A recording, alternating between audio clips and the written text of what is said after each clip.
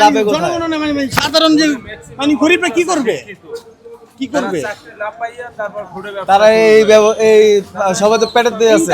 আমরা নাহলে যে কোনো একটা চাকরি করি, তারা কি করবে? পাওয়া যায় না, কি করবো? নতুন সরকারের কাছে আপনাদের কি দাবি এগুলো? নতুন সরকারের কাছে আমাদের একটাই দাবি, আমরা যত ফুডে যারা ব্যবসা করি তাদের একটা পদক্ষেপ নেক, তাদের একটা চাকরির ব্যবস্থা করে দেব, তাদের একটা কর্মের যে কোনো একটা কর্মের ব্যবস্থা করে দেব। ফুডে ম্যাক্সিমাম মানুষ আছে, যেমন আমি আছি, আমি 8 বছর বিদেশ করছি, বিদেশ করে দেশে কোনো কর্ম পাইতেছি না, আমি কি করব?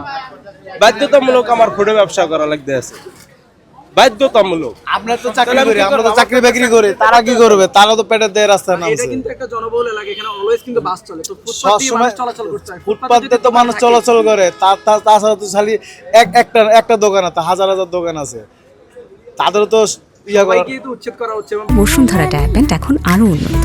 এই hot air through top sheet দ্রুত শোষণ করে সোনামণিকে দেয় কোমল অনুভূতি। সবাই উচ্ছেদ করা হচ্ছে, তারা চলে যাচ্ছে, আবার হইলে আবার বসবে। কেন বসবে? কেন?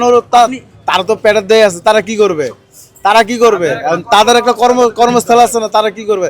একটা চাকরি দিয়ে দাও, সরকারি চাকরি পারবে দিতে? ওরা পারবে না। আপনি কোয়ালিফিকেশন থাকলে সবাই চাকরি করবে। এই যে শিক্ষিত মানুষ এখানে আরো আছে। নরমালি একটা কথা বুঝে আপনাকে, এখানে সবাই এই যে যারা আমরা যে কর্ম করতেছে, যারা ফুডে কাজ করতেছে, অন যদি এটি যদি উচ্ছেদ করে যদি বন্ধ করে দেয়, তাহলে এই পাবলিক গুলা কি করবে? এই পাবলিক গুলো হলে চিন্তাই করবে, তাহলে মানুষের পকেট মারবে, নাহলে মাদক বেচবে, এছাড়া আর কোনো গতি নাই। যে আপনার মনে করেন কি, যারা মনে করেন এই গরিব মানুষ মনে করেন ফুডের ভিতর নিয়ে ব্যবসা করতেছে, তারা কিন্তু এইসবের ভিতরে কোনো লিপ্ত হইতেছে না, কোনো খারাপ কাজের ভিতরে লিপ্ত হইতেছে না। যদি এইসব যদি উচ্ছেদ করে দেয়, পেটের দায়ে হয়তো চিন্তাই করবে, মানুষের পকেটে টাকা মারবে, নাহলে মাদক বিক্রি করবে, আর কি করবে? এছাড়া আর কোনো কিছু করতে পারবে না।